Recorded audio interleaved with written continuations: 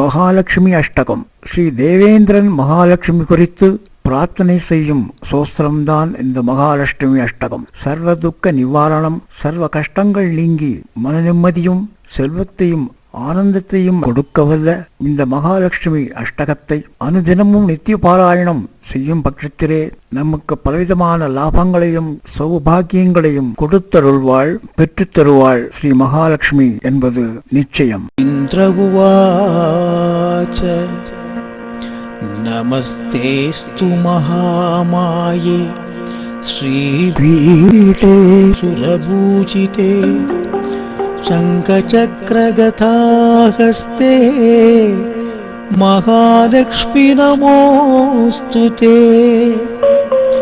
नमस्तेऽस्तु महामाये श्रीपीठे सुरभूषिते शङ्खचक्रगदाहस्ते महालक्ष्मी नमोऽस्तुते। नमस्ते गरुडारूढे कोलासुर भयंकरी सर्वभाव हरे देवी महालक्ष्मी नमोस्तुते। सर्वज्ञे सर्ववरदे सर्वदुष्टभयंकरी सर्वज्ञे सर्ववरदे सर्वदुष्टभयंकरी सर्वदुःखहरे देवी महालक्ष्मी नमोस्तुते। सिद्धिबुद्धिप्रदे देवी भुक्तिमुक्तिप्रदायिनी सिद्धिबुद्धिप्रदे देवी भुक्तिमुक्तिप्रदायिनी मंत्रमूर्ते सदा देवी महालक्ष्मी नमोस्तुते। आद्यन्तरहिते देवी आदिशक्ति महेश्वरी आद्यन्तरहिते देवी आदिशक्ति महेश्वरी योगजे योगसंभूते महालक्ष्मी नमोस्तुते।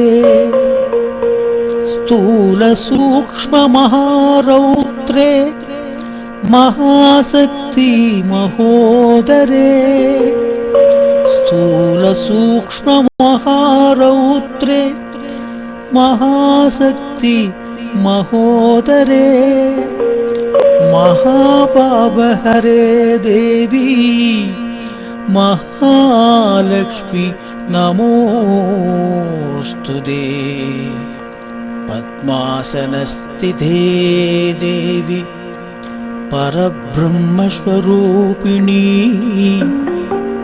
पद्मासनस्थिते देवी परब्रह्मस्वरूपिणी परमेशि जगन्माता महालक्ष्मी नमोस्तुते।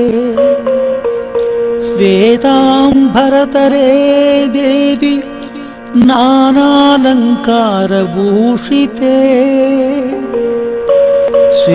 श्वेतांबरधरे देवी नानालंकारभूषिते जगस्थिते जगन्माता महालक्ष्मी नमोस्तुते। जगस्थिते जगन्माता महालक्ष्मी नमोस्तुते।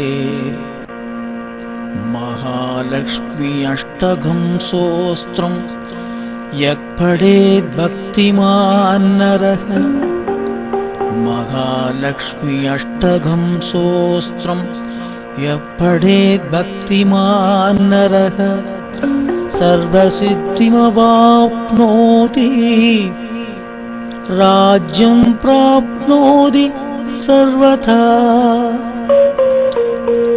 एककालपठे नित्यं महापापविनाशनम्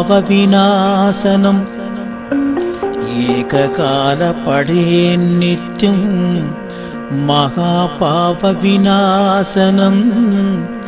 द्विकालं न पठे नित्यं धनधान्यसमन्वितः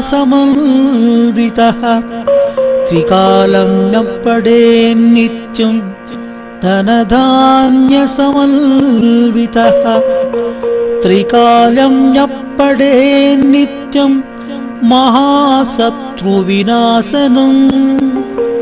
त्रिकालं न पठे नित्यं महाशत्रुविनाशनम्